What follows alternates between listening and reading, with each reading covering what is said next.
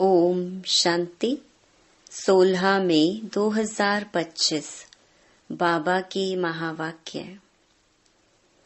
मीठे बच्चे, तुम्हारा लव एक बाप से है, क्योंकि तुम्हें बेहद का वर्षा मिलता है।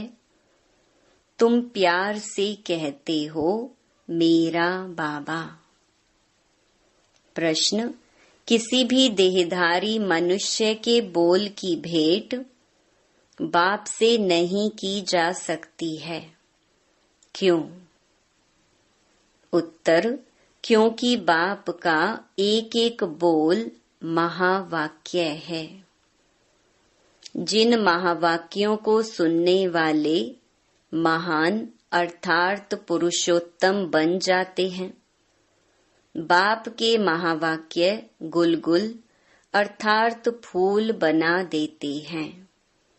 मनुष्य के बोल महावाक्य नहीं, उनसे तो और ही नीचे गिरते आए हैं।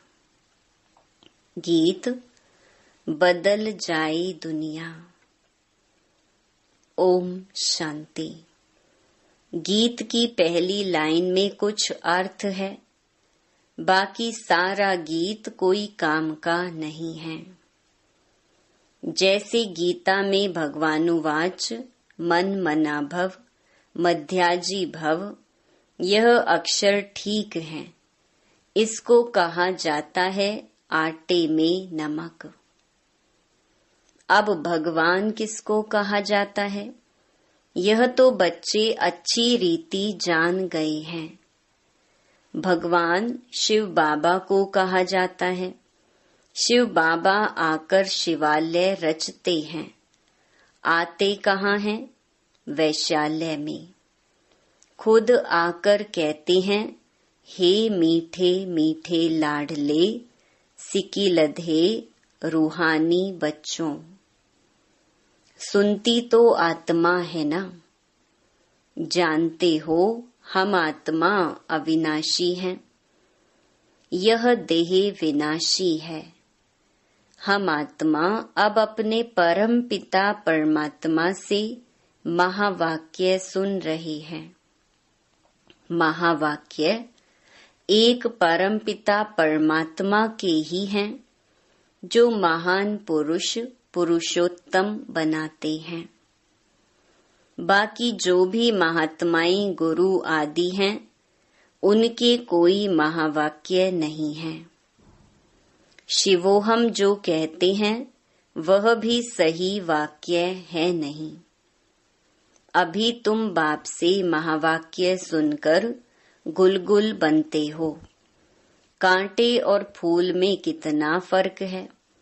अभी तुम बच्चे जानते हो, हमको कोई मनुष्य नहीं सुनाते हैं। इस पर शिव बाबा विराजमान है। वह भी आत्मा ही है, परंतु उनको कहा जाता है परम आत्मा। अभी पतित आत्माएं कहती हैं, हे परम आत्मा आओ, आकर हमको पावन बनाओ। वह है ही परम पिता, परम बनाने वाला। तुम पुरुषोत्तम अर्थात सब पुरुषों में उत्तम पुरुष बनते हो। वह हैं देवताएं। परम पिता अक्षर बहुत मीठा है। सर्वव्यापी कह देते हैं तो मीठापन आता नहीं। तुम्हारे में भी बहुत थोड़े हैं जो प्यार से अंदर याद करते हैं। वह स्त्री पुरुष तो एक दो को स्थूल में याद करते हैं। यह है आत्माओं को परमात्मा को याद करना बहुत प्यार से। भक्ति मार्ग में इतना प्यार से पूजा नहीं कर सकते, वह लव नहीं रहता। जानते ही नहीं तो लव कैसे हो। अभी तुम बच्चों का बहुत लव है। आत्मा कहती है मेरा बाबा। आत्माएं भाई भाई है ना। हर एक भाई कहते हैं बाबा ने हमको अपना परिचय दिया है, परंतु वह लव नहीं कहा जाता है। जिससे कुछ मिलता है उसमें लव रहता है। बाप में बच्चों का लव रहता है, क्योंकि बाप से वर्षा मिलता है। जितना जास्ती वर्षा उतना बच्चे का जास्ती लव रहेगा। अगर बाप के पास कुछ भी प्रॉपर्टी है नहीं, दादे के पास है, तो फिर बाप में इतना लव नहीं रहेगा। फिर दादे से लव हो जाएगा, समझेंगे इससे पैसा मिलेगा। अभी तो है बेहद का बाप। तुम बच्चे जानते हो हमको बाप पढ़ाते हैं, यह तो बहुत ही खुशी की बात है। भगवान हमारा बाप है, जिस रचता बाप को कोई भी नहीं जानते हैं। यह तो बहुत ही खुशी की बात है। भगवान हमारा बाप है, जिस रचता बाप को कोई भी नहीं जानते हैं। ना जानने के कारण फिर अपने को बाप कह देते हैं। जैसे बच्चे से पूछो तुम्हारा बाप कौन, आखरीन कह देते हैं हम। अभी तुम बच्चे जानते हो उन सब बापों का बाप है जरूर। हमको जो अभी बेहद का बाप मिला है उनका कोई बाप है नहीं। यह है ऊंच ते ऊंच बाप। तो बच्चों के अंदर में खुशी रहनी चाहिए। उन यात्राओं पर जाते हैं तो वहाँ इतनी खुशी नहीं रहेगी, क्योंकि प्राप्ति कुछ है नहीं। सिर्फ दर्शन करने जाते हैं, मुफ्त में कितने धक्के खाते हैं। एक तो यह टिप्पड़ घिसी और दूसरा फिर पैसे की टिप्पड़ घिसती। पैसे बहुत खर्च करते, प्राप्ति कुछ नहीं।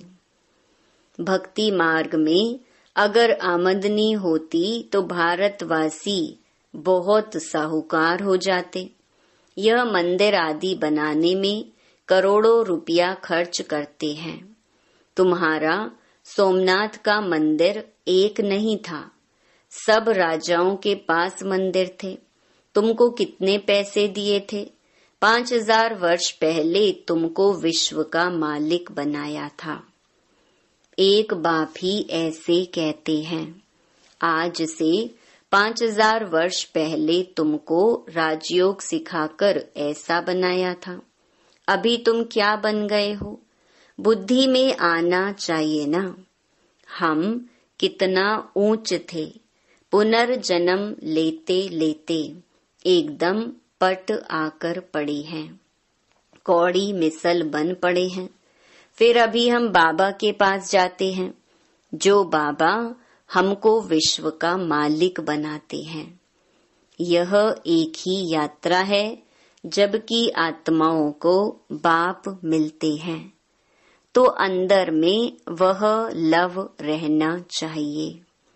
तुम बच्चे जब यहाँ आते हो तो बुद्धि में रहना चाहिए कि हम उस बाप के पास जाते हैं, जिनसे हमको फिर से विश्व की बादशाही मिलती है। वह बाप हमको शिक्षा देते हैं, बच्चे दैवी गुण धारण करो। सर्वशक्तिमान पतित पावन मुझ बाप को याद करो। मैं कल्प कल्प आकर कहता हूँ कि माँ में कम याद करो तो विकर्म विनाश होंगे। दिल में यह आना चाहिए, हम बेहद के बाप के पास आए हैं। बाप कहते हैं मैं गुप्त हूँ, आत्मा कहती है मैं गुप्त हूँ। तुम समझते हो हम जाते हैं शिव बाबा के पास, ब्रह्मा दादा के पास। जो कंबाइंड है उनसे हम मिलने जाते हैं, जिससे हम विश्व के मालिक बनते हैं। अंदर में कितनी बेहद खुशी होनी चाहिए। जब मधुबन में आने के लिए अपने घर से निकलते हो तो अंदर में गदगद होना चाहिए। बाप हमको पढ़ाने के लिए आया है, हमको दैवी गुण धारण करने की युक्ति बताते हैं। घर से निकलते समय ही अंदर में यह खुशी रहनी चाहिए। जैसे कन्या पति के साथ मिलती है तो जेवर आदि पहनती है तो मुखड़ा ही खिल जाता है। वह मुखड़ा खिलता है दुख पाने के लिए, तुम्हारा मुखड़ा खिलता है सुख पाने के लिए। तो ऐसे बाप के पास आने समय कितनी खुशी होनी चाहिए। अभी हमको बेहद का बाप मिला है, सतयुग में जाएंगे फिर डिग्री कम हो जाएगी। अभी तो तुम ब्राह्मण ईश्वरीय संतान हो। भगवान बैठ पढ़ाते हैं, वह हमारा बाप भी है, टीचर भी है। पढ़ाते हैं फिर पावन बनाकर साथ में भी ले जाएंगे। हम आत्मा अब इस छीछी रावण राज्य से छूटते हैं। अंदर में अथाह खुशी होनी चाहिए। जबकि बाप विश्व का मालिक बनाते हैं तो पढ़ाई कितनी अच्छी रीति पढ़नी चाहिए। स्टूडेंट अच्छी रीति पढ़ते हैं तो अच्छे मार्क्स से पास होते हैं। बच्चे कहते हैं बाबा हम तो श्री नारायण बनेंगे। यह है ही सत्य नारायण की कथा, अर्थात नर से नारायण बनने की कथा। वह झूठी कथाएं जन्म जन्मांतर सुनते आए हो। अभी बाप से एक ही बार तुम सच्ची सच्ची कथा सुनते हो। वह फिर भक्ति मार्ग में चला आता है। जैसे शिव बाबा ने जन्म लिया, उसकी फिर वर्ष वर्ष जयंती मनाते आए हैं। वह कब आया क्या किया कुछ भी नहीं जानते। अच्छा, कृष्ण जयंती मनाते हैं, वह भी कब आया कैसे आया कुछ भी पता नहीं है। कहते हैं कंसपुरी में आता है। अब वह पतित दुनिया में कैसे जन्म लेगा। बच्चों को कितनी खुशी होनी चाहिए। हम बेहद के बाप के पास जाते हैं। अनुभव भी सुनाते हैं ना। हमको फलाने द्वारा तीर लगा, बाबा आए हैं। बस उस दिन से लेकर हम बाप को ही याद करते हैं। यह है तुम्हारी बड़े ते बड़े बाप के पास आने की यात्रा। बाबा तो चैतन्य हैं, बच्चों के पास जाते भी हैं। वह है जड़ यात्राएं। यहाँ तो बाप चैतन्य हैं। जैसे हम आत्मा बोलती हैं वैसे वह परमात्मा बाप भी बोलते हैं शरीर द्वारा। यह पढ़ाई है भविष्य 21 जन्म शरीर निर्वाह के लिए। वह है सिर्फ इस जन्म के लिए। अब कौन सी पढ़ाई पढ़नी चाहिए व कौन सा धंधा करना चाहिए। बाप कहते हैं दोनों करो। सन्यासियों मिसल घर बार छोड़ जंगल में नहीं जाना है। यह तो प्रवृत्ति मार्ग है ना। दोनों के लिए पढ़ाई है। सब तो पढ़ेंगे भी नहीं। कोई अच्छा पढ़ेंगे, कोई कम। कोई को एकदम झट तीर लग जाएगा, कोई तो तवाई मिसल बोलते रहेंगे। कोई कहते हैं हाँ हम समझने की कोशिश करेंगे। कोई कहेंगे यह तो एकांत में समझने की बातें हैं, बस फिर गुम हो जाएंगे। कोई को ज्ञान का तीर लगा तो झट आकर समझेंगे। कोई फिर कहेंगे हमको फुर्सत नहीं, तो समझो तीर लगा नहीं। देखो बाबा को तीर लगा तो फट से छोड़ दिया ना।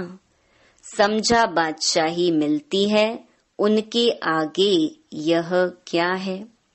हमको तो बाप से राजाई लेनी है। अभी बाप कहते हैं वह धंधा आदि भी करो, सिर्फ 1 हफ्ता यह अच्छी रीति समझो। गृहस्थ व्यवहार भी संभालना है, रचना की पालना भी करनी है। वह तो रचकर फिर भाग जाते हैं। बाप कहते हैं तुमने रचा है तो फिर अच्छी रीति संभालो। समझो, स्त्री अथवा बच्चा तुम्हारा कहना मानते हैं तो सपूत हैं, नहीं समझते हैं तो कपूत हैं। सपूत और कपूत का पता पड़ जाता है ना। बाप कहते हैं तुम श्रीमत पर चलेंगे तो श्रेष्ठ बनेंगे, नहीं तो वर्षा मिल ना सके। पवित्र बन, सपूत बच्चा बन, नाम बाला करो। तीर लग गया फिर तो कहेंगे बस, अभी तो हम सच्ची कमाई करेंगे। बाप आए हैं शिवालय में ले जाने, तो शिवालय में जाने लिए फिर लायक बनना है, मेहनत है। बोलो अब शिव बाबा को याद करो। मौत सामने खड़ा है, कल्याण तो उनका भी करना है ना। बोलो अब याद करो तो विकर्म विनाश होंगे।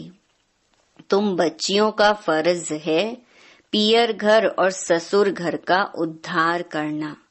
जबकि तुम्हें बुलावा होता है तो तुम्हारा फर्ज है उनका कल्याण करना। रहमदिल बनना चाहिए। पतित तमो प्रधान मनुष्यों को सतो प्रधान बनने का रास्ता बताना है। तुम जानते हो हर चीज नई से पुरानी जरूर होती है। नरक में सब पतित आत्माएं हैं, तब तो गंगा में स्नान कर पावन होने जाते हैं। पहले तो समझें कि हम पतित हैं, इसलिए पावन बनना है। बाप आत्माओं को कहते हैं मुझे याद करो तो तुम्हारे पाप नष्ट हो जाएंगे। साधु संत आदि जो भी हैं, सबको यह मेरा पैगाम दो कि बाप कहते हैं मुझे याद करो। इस योग अग्नि से अथवा याद की यात्रा से तुम्हारी खाद निकलती जाएगी। तुम पवित्र बन मेरे पास आ जाएंगे। मैं तुम सबको साथ ले जाऊंगा। जैसे बिच्छू होता है, चलता जाता है, जहाँ नरम चीज देखता है तो डंक मार देता है। पत्थर को डंक मार क्या करेगा। तुम भी बाप का परिचय दो। ये भी बाप ने समझाया है। मेरे भगत कहाँ रहते हैं? शिव के मंदिर में, कृष्ण के मंदिर में, लक्ष्मी नारायण के मंदिर में। भगत मेरी भक्ति करते रहते हैं तो बच्चे ना। मेरे से राज्य लिया था, अब पूज्य से पुजारी बन गए हैं। देवताओं के भगत है ना। नंबर 1 है शिव की अव्यभिचारी भक्ति। फिर गिरते गिरते अभी तो भूत पूजा करने लगे हैं। शिव के पुजारियों को समझाने में सहज होगा। ये सब आत्माओं का बाप शिव बाबा है। स्वर्ग का वर्षा देते हैं। अभी बाप कहते हैं मुझे याद करो तो विकर्म विनाश हो। हम तुमको पैगाम देते हैं। अब बाप कहते हैं पतित पावन ज्ञान का सागर मैं हूँ। ज्ञान भी सुना रहा हूँ। पावन बनने के लिए योग भी सिखा रहा हूँ।